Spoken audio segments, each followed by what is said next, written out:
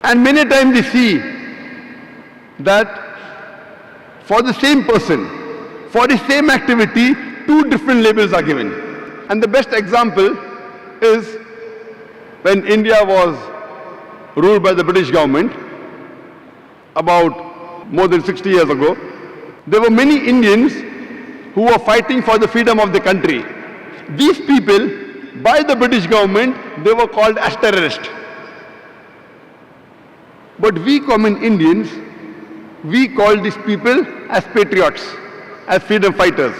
Same people, same activity, but two different labels. If you agree with the view of the British government that they had a right to rule over India, then you have to call these people as terrorists.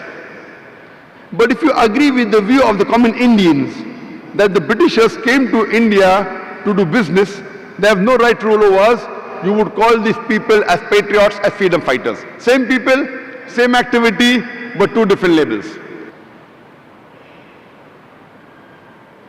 And many a times when I'm addressing the Indian press and they ask me the question that why are Muslims terrorists?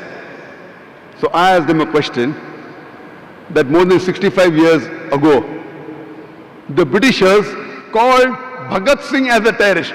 Do you believe? And the press says no. I say why? No, because we know that Bhagat Singh was not a terrorist, he was a patriot. I said even I do not agree that Bhagat Singh was a terrorist. He was a patriot. 60 years back when the Britishers labeled Bhagat Singh as a terrorist, you don't agree with him. Now when the Britishers are labeling Muslims as terrorists, why do you agree with them? Why these double standards?